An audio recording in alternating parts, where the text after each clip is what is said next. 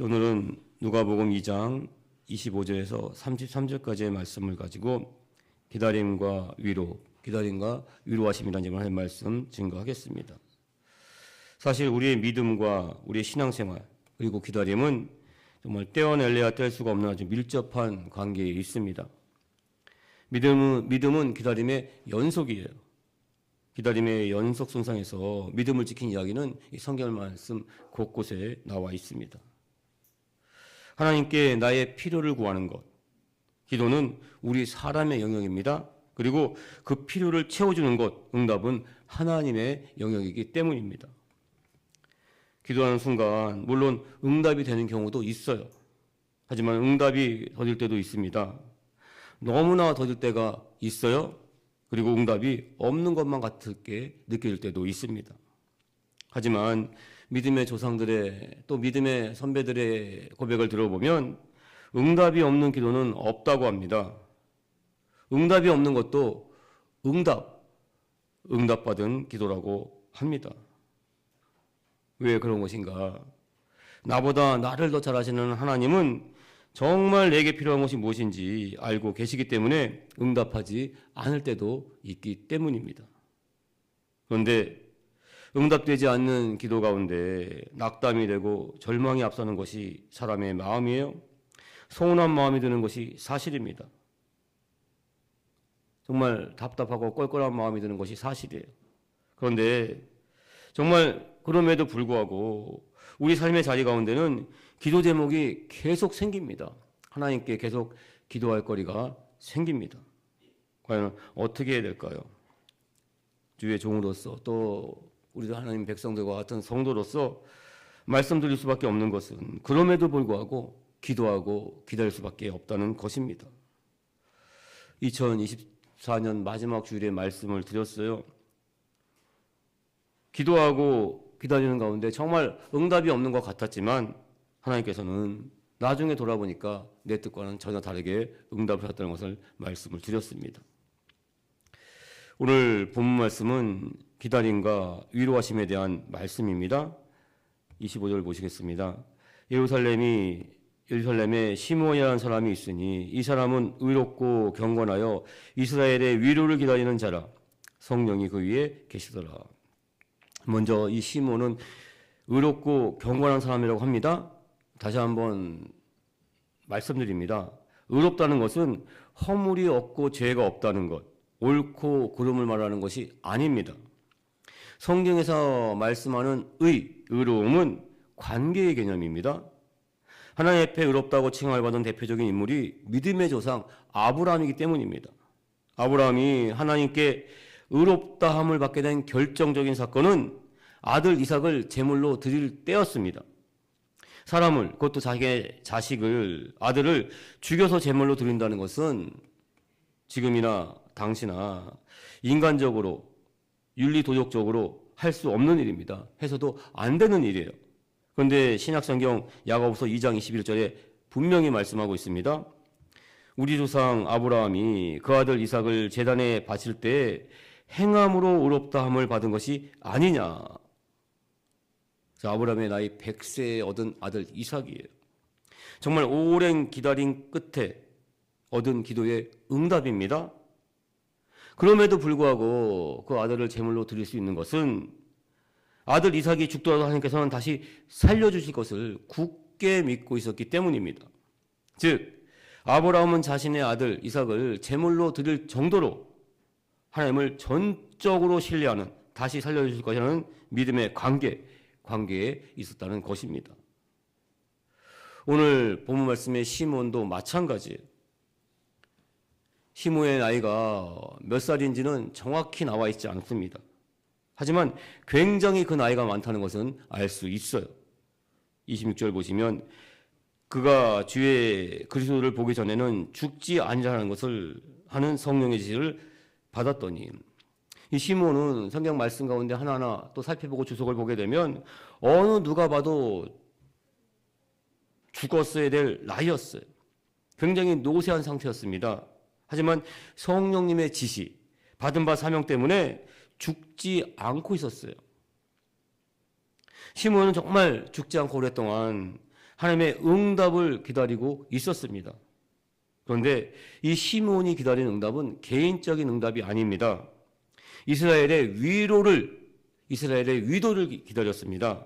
그러니까 한 나라 이스라엘의 위로를 기다렸어요. 그럼 자, 위로는 무엇일까요? 당연히 메시아입니다.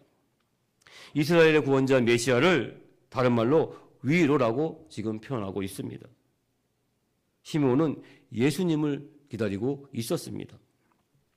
27절에서 29절 보시면 성령의 감동으로 성전에 들어가매 마치 부모가 율법의 관례대로 행하고자 하여 그 아기 예수를 데리고 오는지라. 시므온이 아기를 안고 하나님을 찬송하며 이르되 주제여. 여기서 주제여에서 주인 주자예요. 우두머리 제자입니다. 그러니까 이 세상의 모든 것을 주관하시는 이여 이렇게 고백하는 거예요. 이제 말씀하신 대로 종을 편안히 놓아주시는 도다. 자, 이 땅에 오신 메시아 아기 예수님을 보게 됩니다. 시므온은 이제서야 내가 편히 죽을 때가 됐다 이렇게 고백을 해요.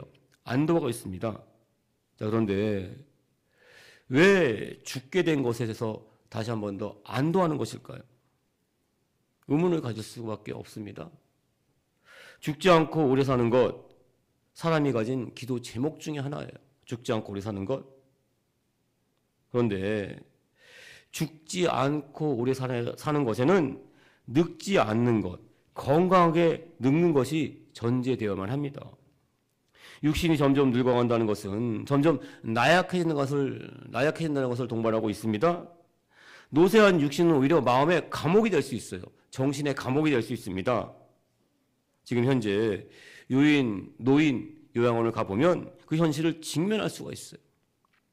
노쇠한 육신에 갇힌 사람들을 볼 수가 있습니다. 시몬은 정말 편히 죽기를 원할 만큼 죽는 것이 기도 제목일 만큼 오래 살았어요. 그만큼 오랫동안 하나님의 응답을 기다렸다는 것입니다. 그런데 이렇게 죽기를 원하는 시몬이 예수님과 함께 성경에 기록이 되어 있습니다. 왜일까요?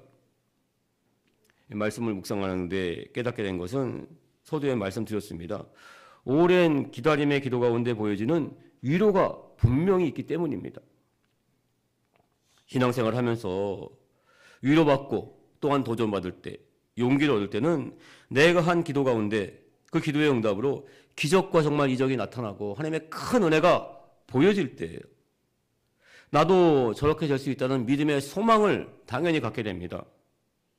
그런데 반대로 정말 눈이 오나 비가 오나 바람이 부나 항상 그 자리에서 하나님의 응답을 기다리며 묵묵히 기도하고 있는 사람을 볼 때도 믿음의 소망을 갖게 됩니다. 나도 정말 기도의 응답이 안 돼서 답답한 마음, 껄껄한 마음을 갖고 기도의 자리에 앉았어요. 찾았는데 언제나 그 자리에서 묵묵히 의롭고 경건한 모습으로 기도하고 있는 분을 보게 되면 나도 모르게 더욱더 하나님께 엎드리게 됩니다. 시므온이 바로 그랬습니다. 몸은 늙어가고 하루하루 수척해가요. 하지만 항상 그 자리에서 묵묵히 이스라엘의 위로를 기다렸어요. 시므온은 이스라엘의 구원자 메시아를 기다리는 많은 다른 사람들에게 저분도 저렇게 기다리고 있는데 나도 기다릴 수 있다는 위로가 됐습니다. 이 말씀을 마치게 될 즈음 다시 한 번 더 말씀을 드릴 것입니다. 그때 다시 한 번 얘기했지만 정말 기적과 이적이 나타나는 가운데 정말 하나님의 큰 능력으로 말미암아 위로를 할 수가 있어요.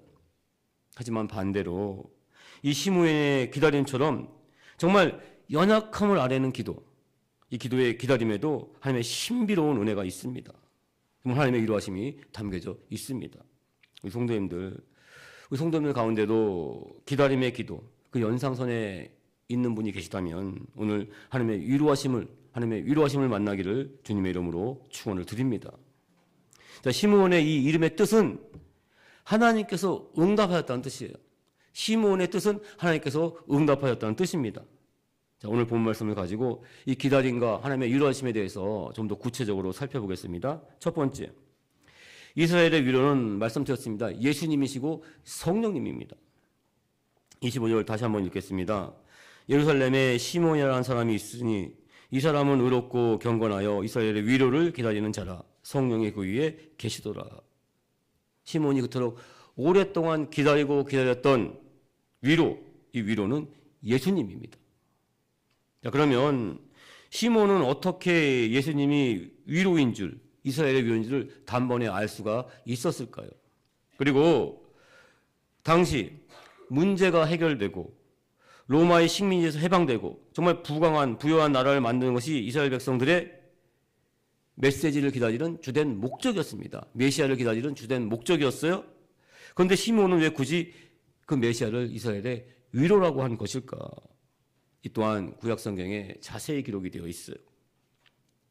위로는 죄와 가운데 고통받고 있는 하나님의 백성들을 구원하시는 구원의 역사, 정말 그 구원의 역사를 체험하게 될 때 가장 먼저 마음 가운데 또 삶의 자리 가운데 받는 것이 위로이기 때문입니다.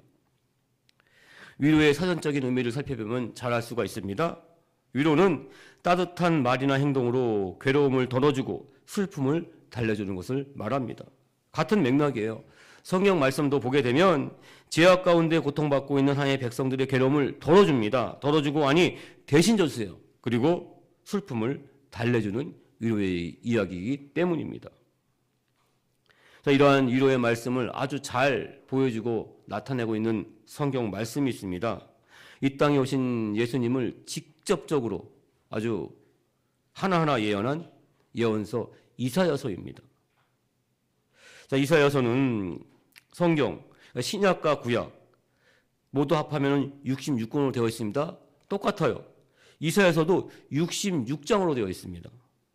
더욱더 놀라운 것은 이사야 내용이 구약 성경 39권 그리고 신약 성경 27권처럼 둘로 확연히 이사야의 내용도 나눠져 있어요. 그 장과 절수도 똑같습니다.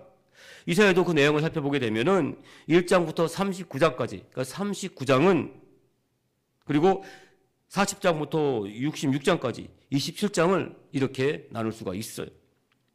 이렇게 나눌 수 있는 결정적인 사건이 있습니다.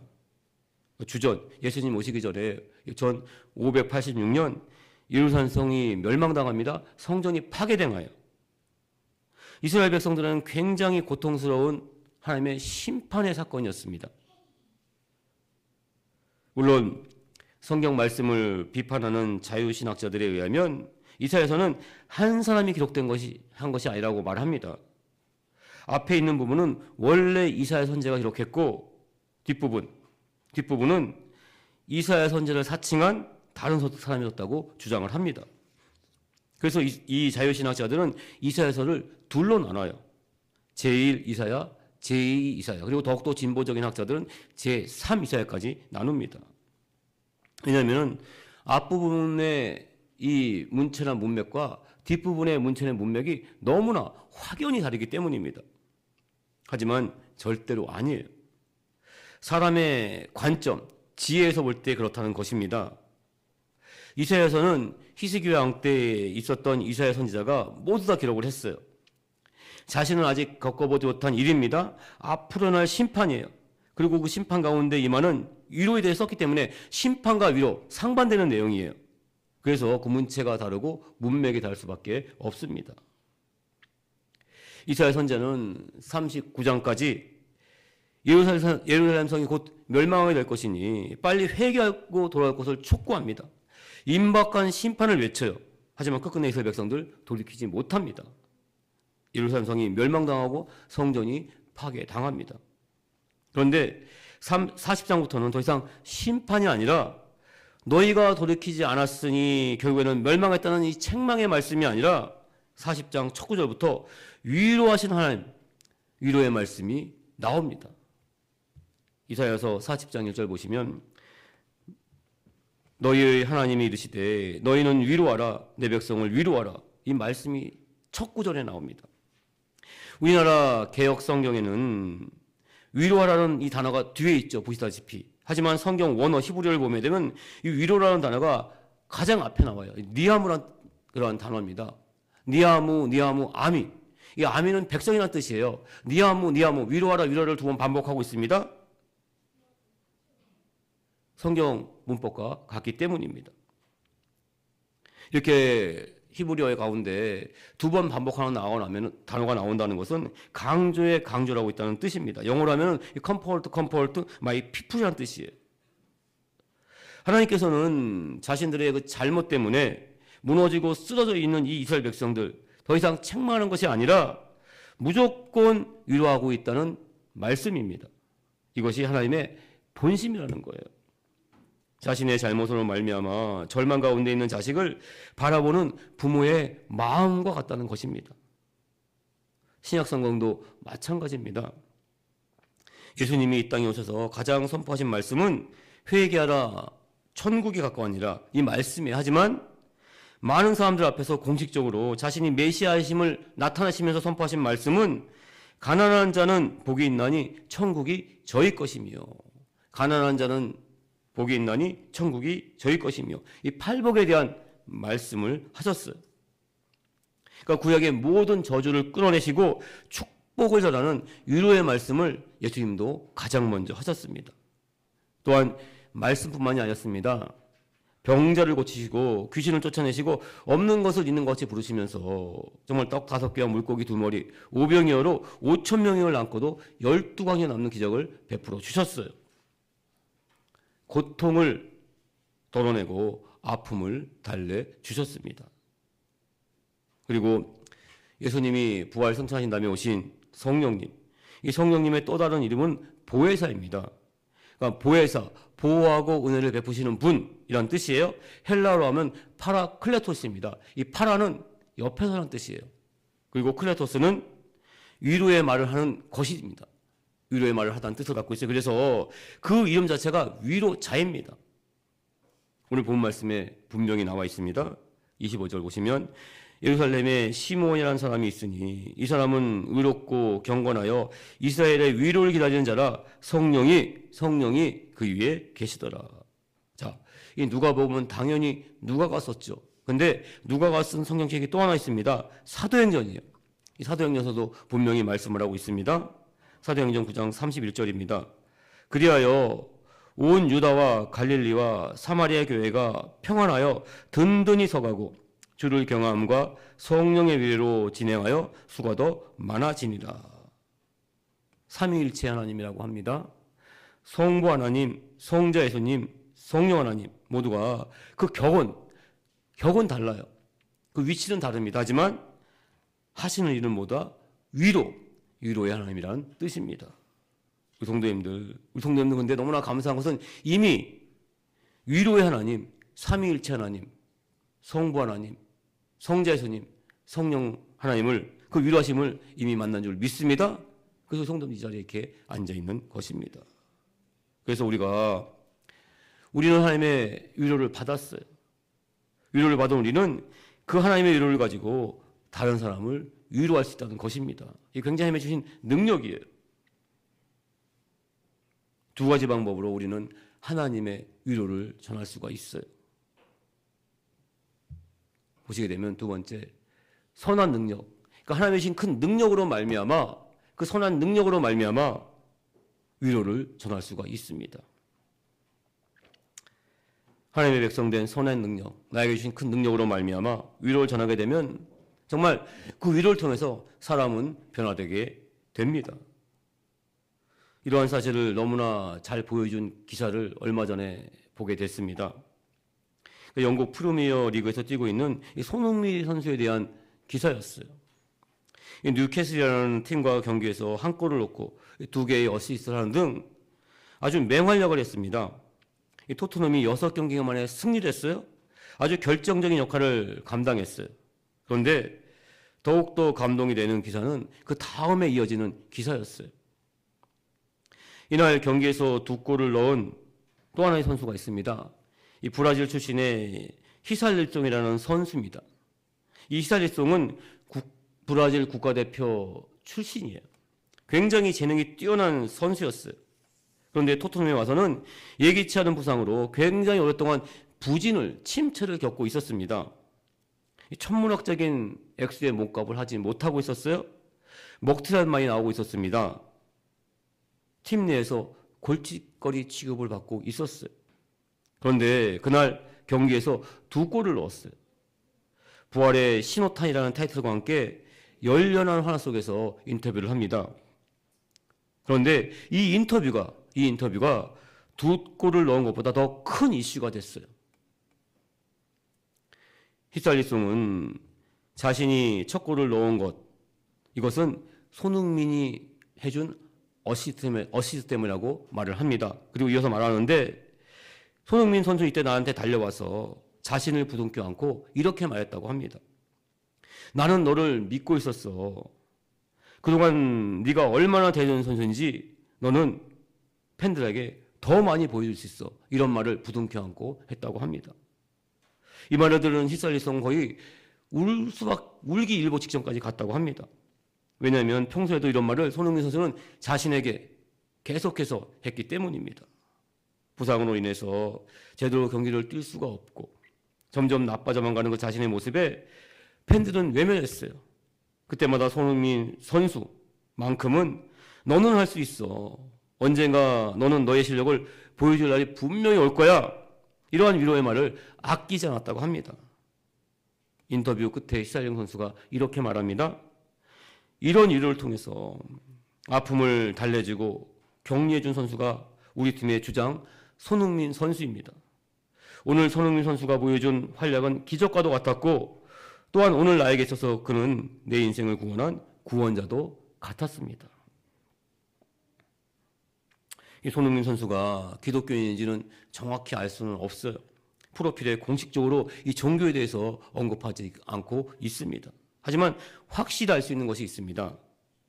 손흥민 선수가 가끔 경기 전에 기도하고 있는 모습을 보이고 또한 아버지 손흥정 감독이 기독교인인 것을 감안할 때 그리고 무엇보다 이렇게 위로하는 모습을 볼 때 다른 사람을 위로하는 모습을 볼 때 이 손흥민 선수에게도 분명히 신앙이 있다고 저는 생각을 합니다. 기독교인 아버지로부터 받은 위로인지 또한 다른 사람이 받은 위로인지 정말 하나님께 받은 위로인지는 알 수 없어요. 하지만 중요한 것은 위로를 받으면 위로할 수 있다는 것입니다. 내가 누군가의 위로를 받게 되면 나도 언젠가는 이렇게 나도 누군가를 위로해야지 하는 마음의 결단은 사람이라면 당연히 생겨요.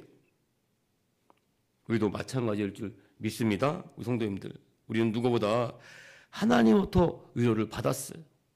용기를 얻고 때로는 힘을 얻었습니다. 은혜 가운데 살아가고 있어요.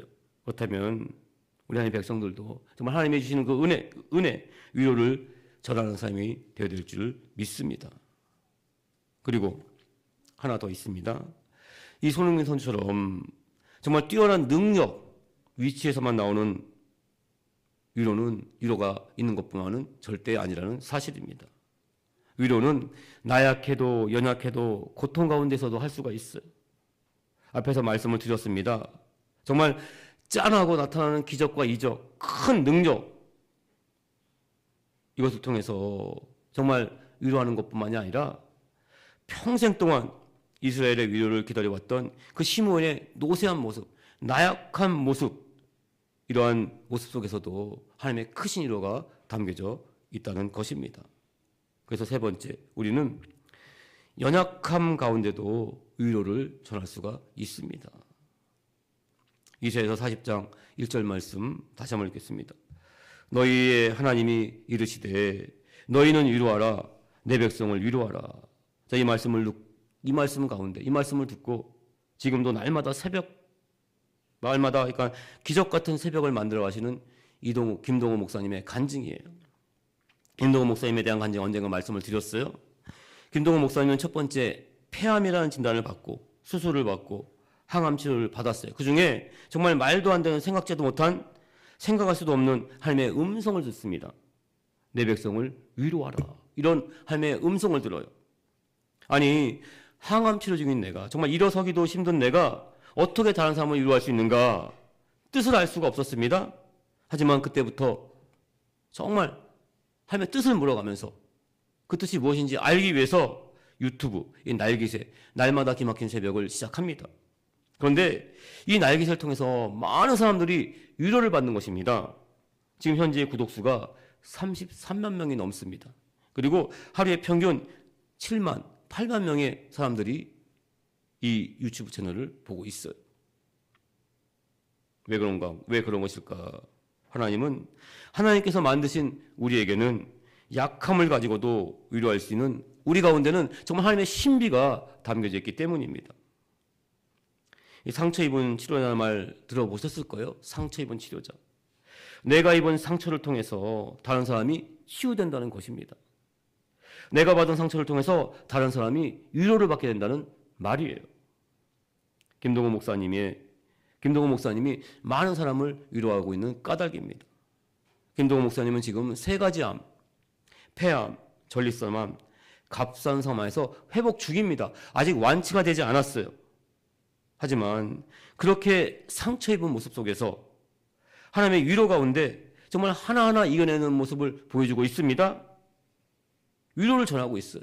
같은 처지에 있는 사람들은 나도 이렇게 아픈데, 나도 이런 암에 걸려 있는데, 고통스러운데, 그렇다면 나도 이겨낼 수 있구나 하는 공감을 갖게 되기 때문입니다. 위로받고 용기를 얻고 도전을 받게 되기 때문입니다. 그래서 때로는 나의 상처가, 나의 연약함이 다른 사람을 위로할 수 있는 능력이 될 수도 있습니다. 정말 힘들고 어려운 삶을 살아가면서 겪게 되는 고통, 고난의 자리가 분명히 있을 수 있습니다. 살아가다 보면. 하지만 지나고 나면은 그 고난의 자리에서 겪었던 그 아픔, 그 힘들고 어려운 자리에서 겪었던 그 상처가요, 다른 사람을 만났을 때 나는 이렇게 했었어 하는 그런 믿음의 간증을 통해서 그 사람의 엄청난 위로가 됩니다. 성도님들, 어떻고 힘들고 어려운 자리에 있다면은 이것이 정말 하나님께서 쓰시고자 하는 사명의 자 영광을 기뻐하는 또 하는 위로의 거리가 되게 하면을 믿으시길 주님의 이름으로 축원을 드립니다. 고린도전서 1장 22절에서 25절 보게 되면은 사도 바울이 고백을 합니다. 유대인은 표적을 구하고 헬라인은 지혜를 찾으나 우리는 십자가에 못 박힌 그리스도를 전하니 유대인들에게는 꺼리끼는 것이요 이방인에게는 미련한 것이로되 오직 부르심을 입은 자들은 하나님의 백성들에게는 유대인이나 헬라인이나 그리스도는 하나님의 능력이요 하나님의 지혜니라. 사도 바울이 이런 고백을 할 수 있는 것은 자기 자신 역시 마찬가지였습니다. 연약할 때, 나약할 때 받은 상처, 고난을 통해서 십자가의 복음을 더욱더 능력 있게 전했던 경험이 있기 때문입니다. 자신의 그 나약함을 통해서 역사하신 하나님의 크신 위로를 체험했기 때문입니다. 그리고 무엇보다 이 사도 바울은 부활하신 예수님을 만났어요. 부활하신 예수님을 만났습니다.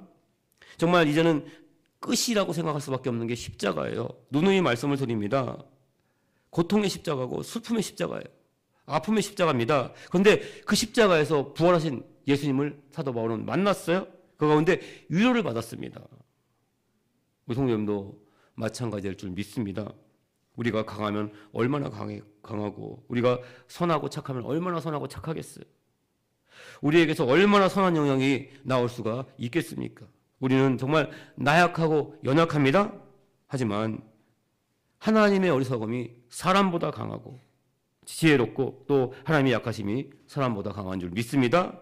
우리 성도님들, 내 어리석음으로 말미암아 연약함으로 말미암아 힘들고 어려운 자리, 고난의 자리 있다고 생각할 수 있어요. 하지만 그때 더욱더 십자가, 부활의 십자가 붙들고 주님의 이름으로 축원드립니다. 그 연약한 가운데, 그 아픔 가운데, 그 고통 가운데 십자가 부활의 역사는 반드시 나타날 줄 믿습니다. 우리 성도님들, 정말 그 십자가를 통해서 하나님의 위로하심을 전하는 주의 복된 백성 될 줄 믿습니다. 말씀을 정리하겠습니다. 우리 성도님들, 첫 번째, 기다림의 신앙을 더욱더 가지게 주님의 이름으로 축원드립니다. 맡은 바 삶의 자리 가운데 또 사명 가운데 묵묵히 기다리는 믿음을 소망하시길 주님의 이름으로 축원을 드립니다. 두 번째, 하나님의 위로하심을 사모하시기를 또 그 은혜 가운데 더욱더 하나님의 백성된 삶을 사시길 주님의 이름으로 축원드립니다.